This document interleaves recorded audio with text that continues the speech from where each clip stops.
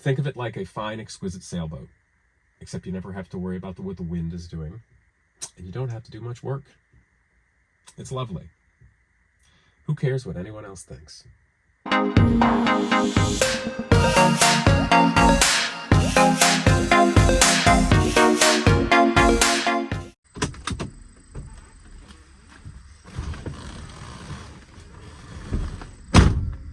So the big question is, what is it like to drive a vintage Rolls Royce like this?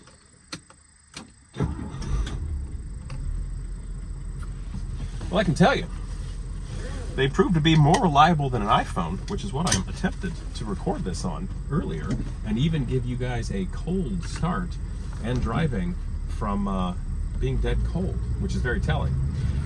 Unfortunately, you're not going to see it. Long story short, it was perfect, but here we are now. The simplest way to understand if you would like to own a Rolls Royce such as this is to understand what the experience actually is. Obviously, this is one car enthusiast to another, and I do know how to turn a wrench and heel toe, double clutch, downshift.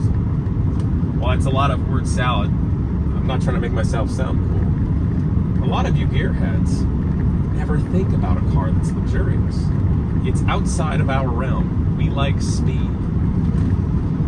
But owning a Rolls Royce is a lot like a sailboat. Because you see, with a powerboat, anybody can get in, turn the key, and go somewhere.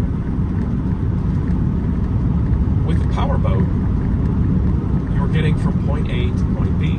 But with a sailboat, you're already at your destination, and it's part of the lifestyle. Much in the way a Rolls Royce is. But what a Rolls Royce has for you that a sailboat doesn't is, you don't have to do any work in a Rolls Royce, or very little. I'm sitting here in flawless comfort, steering with 2 fingers. And I really only need one. I can put my index finger on one of these bumps and guide the car. In a manner of speaking, I think it requires the same amount of effort to drive a Rolls Royce that's vintage than it is to put a Tesla on autopilot, because on a Tesla you still need to be alert. The difference is in a Rolls Royce, it's a hell of a lot more comfortable and rewarding to own and drive, in my opinion. But that goes without saying, because you wouldn't be watching this video if you were going to compare a Tesla, which is nothing more than an electric throwaway appliance, to something built with exquisite craftsmanship, engineering, and artistry. And all of that matters. So, the experience? The experience is as lovely as sitting in a beautiful, historic building with carved crown moldings, high ceilings, lead-lined glass, fine Persian rug, sipping your favorite scotch. And I know that all sounds cliche, but sometimes things that are cliche and good are that way for a reason, because they're timeless. Much is what Rolls Royce is, timeless.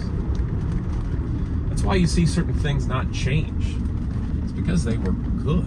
They were very good. Why change that?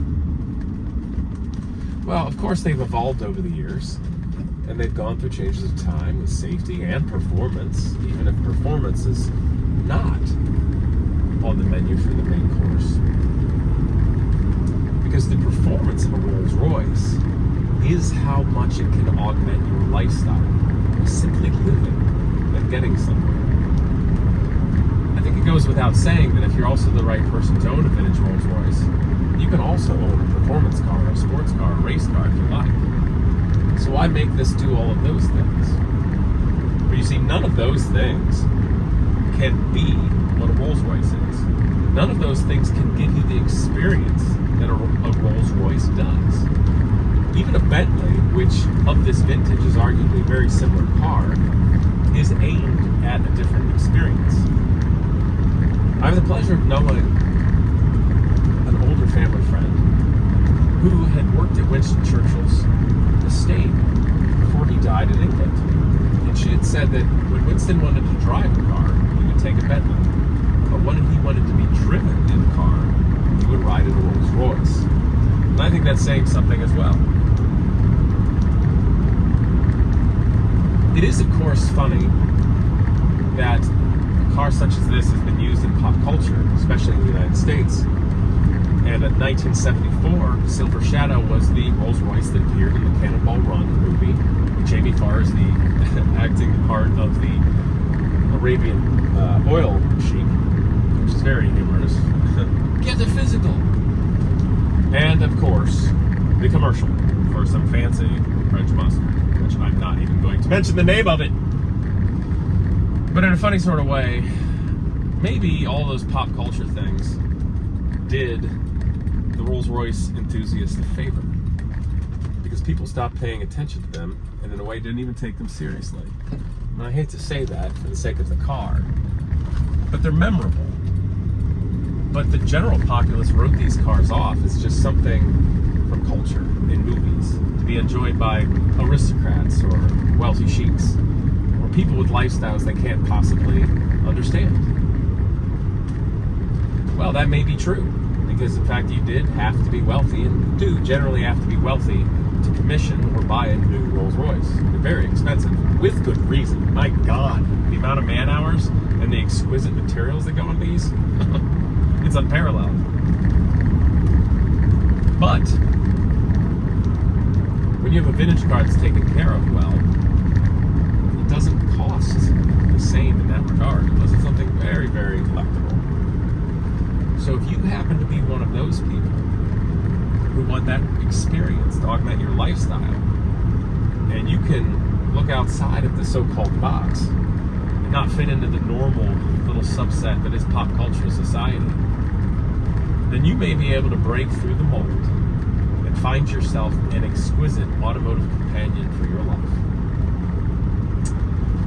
Well, I'm enjoying one from the 90s on every day. It is delightful to drive. Frankly, not that difficult to work on everything. But it does require care. It does require knowledge of the craftsmanship and the materials that go into it. And no, I wouldn't trust a Rolls Royce to just anyone.